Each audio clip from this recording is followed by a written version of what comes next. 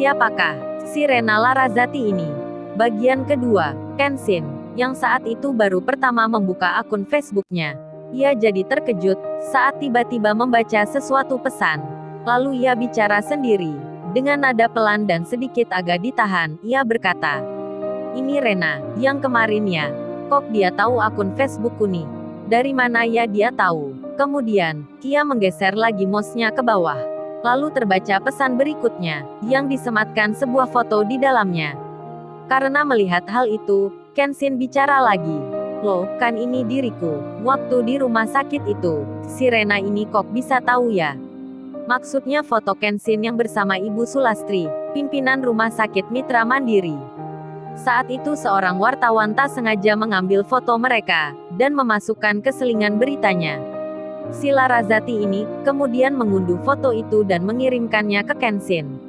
Tak habis pikir, Kenshin jadi geleng-geleng dibuatnya, lalu ia pun bertanya, "Siapa ya sebenarnya si Rena Larazati ini?" Ia pun dibuat penasaran.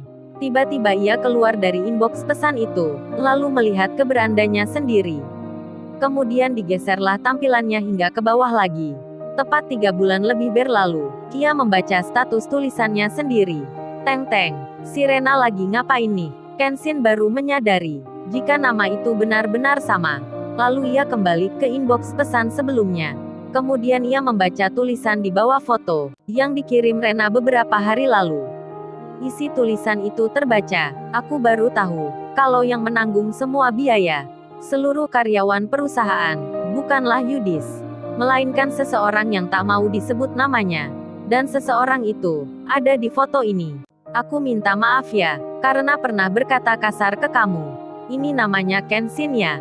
Terlihat, ada ikon love yang disematkan di bawah tulisan. "Sweet. Wow, rupanya, si Rena ini udah berani nih." Tulis pesan pakai kata romantis sedikit agak puitis. Jangan-jangan saat mengirim itu, dia mengira Facebook Kenshin sudah gak aktif gitu ya, hingga ia berani menulis kata tersebut. Karena sudah terlanjur dibaca, Kenshin pun mau tak mau harus membalasnya. Hal itu jika Rena membuka pesannya. Otomatis ia tahu, jika tulisan itu sudah dibaca Kenshin. Entar kalau gak dibalas, kan bisa-bisa, Kenshin dianggap pria yang bersikap acuh saja. Kemudian Kenshin pun menulis balasan dengan berkata, "Iya non, besok atau lusa, aku mampir ke rumah kamu. Ini alamatnya aku simpan ya.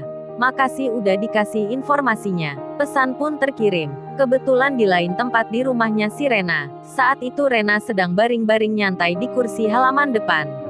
Sambil memegang gadget, seperti biasa ia memainkannya. Lalu terdengar bunyi pemberitahuan dari HP itu. Tik tik tik, tik tik tik, tik tik tik tik tik. Rupanya, itu bunyi kas pesan singkat, dari akun Facebook Messenger-nya. Kemudian ia membuka, lalu dilihat seperti biasa, ia mengira mungkin pemberitahuan dari grup teman sekolahnya. Namun, saat dibuka inbox pesan itu, ia pun tiba-tiba bangun dari tempat berbaringnya, karena ia melihat sebuah nama. Nama itu adalah Kenshin. Bener nih, ini apa dia ya? Dia kirim ini, apa bener ya? Tak menunggu lama, segera dibukanya. Lalu dibacalah pesan itu. Historinya, terkirim dari perangkat lunak komputer. Terlihat Kenshin menulis, "Iya, besok atau lusa aku akan mampir ke rumahmu ya." Karena baru saja mendapat jawaban itu, Rena pun senengnya bukan main. Apalagi dikiranya akun itu sudah tak aktif lagi. Namun tiba-tiba ia teringat, sambil komat kamit bicara. Kemudian ia terhenti sejenak, lalu berbisik sendiri, "Tunggu, berarti dia juga baca pesanku yang sebelumnya. Aduh malu nih gue. Ngapain juga kemarin nulis itu?" Beberapa menit si Rena Larazati ini masih begitu saja. Ia tak membalas pesan Kenshin meski sudah membacanya. Hingga Kenshin sudah selesai menutup laptopnya, kemudian ia beranjak istirahat. Si Rena Larasati pun baru mulai menulis balasan itu. Ia menulis, "Iya aku tunggu ya. Kalau jadi kesini telepon atau SMS dulu ya say." Eits, nulis apa itu? Pakai kata sebutan say. Belum jadian kali. Si Rena ini gimana ya?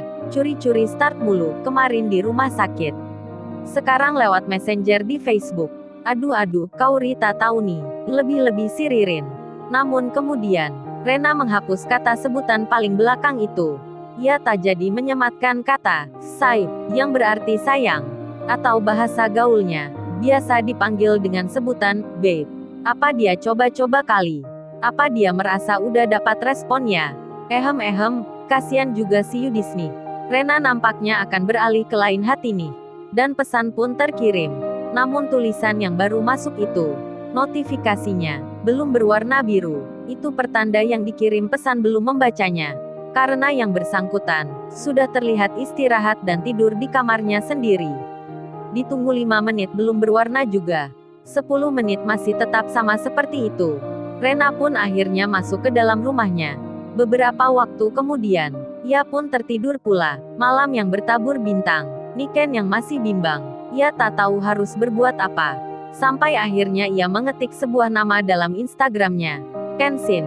Lalu terlihat dari atas ke bawah.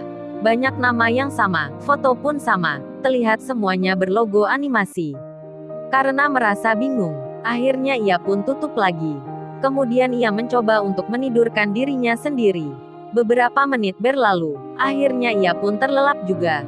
Seiring berjalannya waktu, suara ayam pun terdengar berkokok. Itu tanda, berarti pagi akan tiba. Ririn pun bersiap akan berangkat kerja. Setelah malam sebelumnya, Kia menerima telepon temannya yang bernama Anita. Di malam itu mereka berbicara panjang lebar, mengenai hal yang dibahas sewaktu di kantor kemarin. Kauri pun sama. Pagi itu ia ditanya mamanya. "Hei Kaur, akhir-akhir ini kok tumben kamu gak berangkat pagi lagi ya? Apa gak ada yang pingin ditemui di kantor lama?" Kauri pun menjawab, "Ya enggak lama. Kan kalau berangkat pagi, Kauri ada perlunya gitu mah." "Ya udah kalau gitu, kamu siapin makan pagi buat ayahmu ya." Kauri pun menjawab, "Kan ada Bibi mah. Biasanya kan Bibi yang nyiapin makan pagi." Lalu mamanya menjawab, "Kalau besok kamu nikah, apa suamimu nanti harus Bibi lagi yang nyiapin?" Kauri menyahut, "Emang nikah sama siapa ma?" Mamanya menjawab, "Kok tanya mama? Ya Kauri lah yang mestinya nentuin. Sudah siapin makan ayahmu sana, jangan manja amat." Kauri menjawab, "Baik ma, Kauri siap laksanakan perintah mama." Kenshin, yang saat ini berada di rumahnya sendiri. Pagi itu ia akan berangkat kerja juga. Seperti biasa, ia akan naik angkutan umum lagi.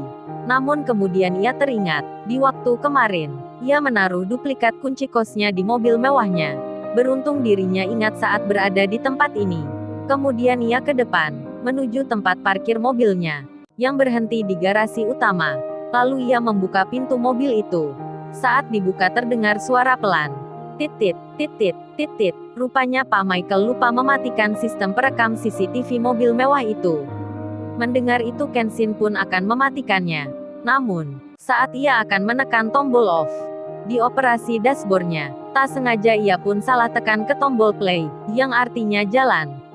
Karena ia masuk ke mobil itu hanya separuh badan, artinya kakinya masih di luar, namun badannya agak berbaring di jok mobil. Tiba-tiba terdengar suara lagi dengan jelas akibat layar CCTV yang menyala itu. Terdengar suara, cikrik-cikrik, cikrit-cikrit, lalu ia melihat ke layar mobil itu. Ada cewek yang selfie di samping mobilnya. Kenshin pun melihat, Kenshin pun terkejut, Kenshin pun tersenyum. Lalu ia tertawa kecil kemudian ia berkata, "Ini, sepertinya, pernah kenal nih, kayaknya nih Kauri. Aduh, pandai juga nih dia selfie." Kenshin pun memperhatikan. Ia senyum-senyum melihat di layar mobil itu. Lalu, bagaimana kisah selanjutnya? Subscribe channel ini untuk episode berikutnya. Terima kasih.